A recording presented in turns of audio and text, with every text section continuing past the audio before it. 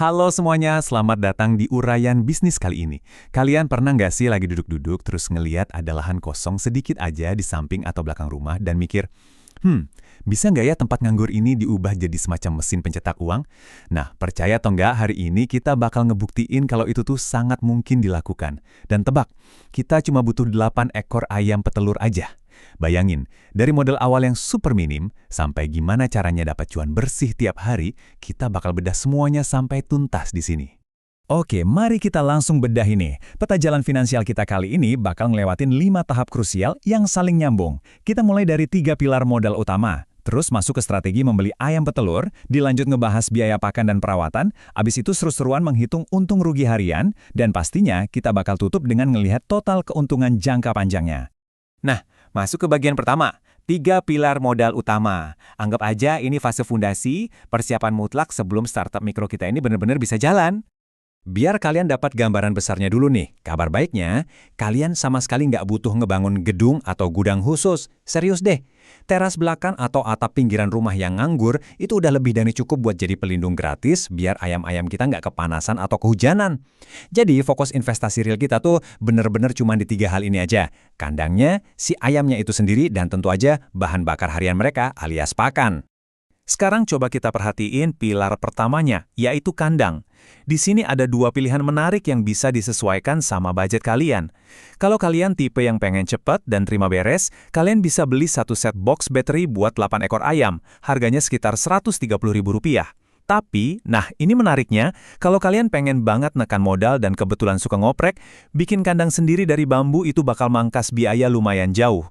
Cuma butuh sekitar Rp70.000 sampai Rp100.000 aja. Jadi selalu ada jalan masuk yang fleksibel buat dompet manapun kan? Oke, lanjut ke bagian kedua, strategi membeli ayam petelur. Ini tuh penting banget karena umur ayam yang kalian beli di awal bakal sangat nentuin seberapa cepat kalian bisa balik modal. Nah, yang paling menarik dari perbandingan ini adalah gimana kita ngelakuin semacam barter antara waktu dan uang. Kalian punya 3 opsi cerdas di sini.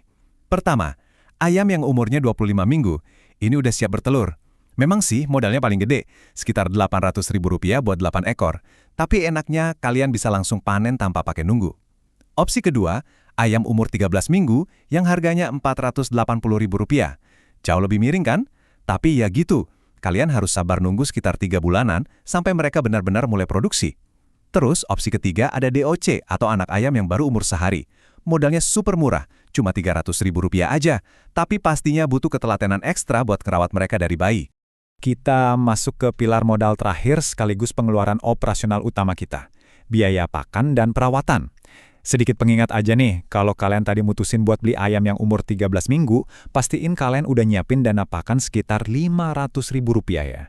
Ini buat ngecover masa tunggu 3 bulan itu sampai mereka siap bertelur. Nah, ini dia resep rahasia buat bahan bakar mesin telur kita. Kalau mau untung maksimal, kuncinya ada di meracik pakan sendiri.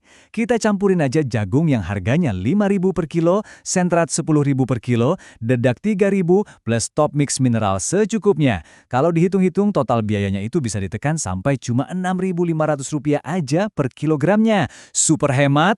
Terus, pertanyaannya, seberapa banyak sih pakan yang kita butuhin tiap harinya? Biar jelas, mari kita bedah angkanya bareng-bareng. Konsumsi pakan buat 1 ekor ayam tuh pasnya di 1,1 ons atau sekitar 110 gram secara presisi. Jadi, buat ngasih makan 8 ekor jagoan kita ini, kita cuma butuh total 8,8 ons atau 880 gram pakan aja per hari. Coba deh kalikan sama harga pakan racikan murah kita tadi. Biaya makan 8 ekor ayam ini jatuhnya cuma Rp5.720 loh per hari. Sangat masuk akal kan? Sekarang kita sampai di bagian keempat yang pastinya paling ditunggu-tunggu. Menghitung untung rugi harian. Disinilah klimaksnya. Kita bakal ngadu langsung pengeluaran operasional kita lawan pendapatan telur tiap harinya. Dan ini benar-benar ngegambarin secara brilian gimana matematika bisnis ini bekerja.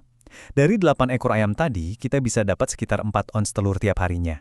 Anggap aja harga pasarannya Rp26.000 per kilo, berarti pemasukan harian kita itu Rp10.400. Lihat deh perbandingannya, pendapatan kita ini dengan gampang banget nutupin biaya pakan yang cuma Rp5.720 tadi. Jadi, dari selisih itu, kita dapat laba bersih harian sebesar Rp4.600. Iya, saya tahu kok. Angkanya emang kedengeran super kecil kan? Kesannya receh banget di pandangan pertama. Tapi tunggu dulu, jangan keburu ngeremehin angka ini. Di dunia bisnis, keuntungan bersih harian yang stabil, sekecil apapun itu, adalah fondasi absolut buat pertumbuhan yang menggulung nantinya. Dan itu bawa kita ke bagian terakhir, total keuntungan jangka panjang. Sekarang kita bakal zoom out sedikit buat ngeliat dampak sebenarnya dari setup peternakan mikro kita ini seiring berjalannya waktu. Tapi sebelum kita bedah hasil akhirnya, coba deh kita mikir sejenak. Apakah usaha ini tuh sepadan? Apa iya nyisihin waktu beberapa menit tiap pagi dan sore buat ngurusin 8 ekor ayam ini bener-bener layak diadu sama hasil finansialnya? Biar angka-angka final ini aja yang ngasih jawabannya. Oke, mari kita melangkah maju dan lihat gimana keuntungan ini numpuk. Laba kotor bulanan kita jatuhnya di kisaran Rp140.000, tapi kita harus realistis juga kan? Kita sisihinlah sekitar Rp10.000 sebulan buat jaga-jaga beli vitamin, obat, atau biaya tak terduga lainnya. Dan hasilnya, bisnis Mitro ini ternyata bisa ngamanin laba bersih yang lumayan stabil di angka Rp130.000 rutin setiap bulannya. Nah, ini dia momen terbesarnya. Siap-siap ya. Dari laba Rp4.600 per hari yang tadinya kelihatan receh banget, dalam setahun terakumulasi jadi angka yang cukup bikin kaget. Rp1.560.000 laba bersih per tahun. Coba bayangin, ini tuh pasif income murni cuma dari manfaatin sudut kosong di pekarangan rumah dan digerakin secara eksklusif cuma sama 8 ekor burung aja. Luar biasa kan? Jadi sebagai penutup, coba deh kita berandai-andai soal memperbesar skalanya. Seperti yang disimpulkan dari informasi kita ini, jika kita ternak 88 ekor, insya Allah untung kita 1 jutaan lebih per bulan.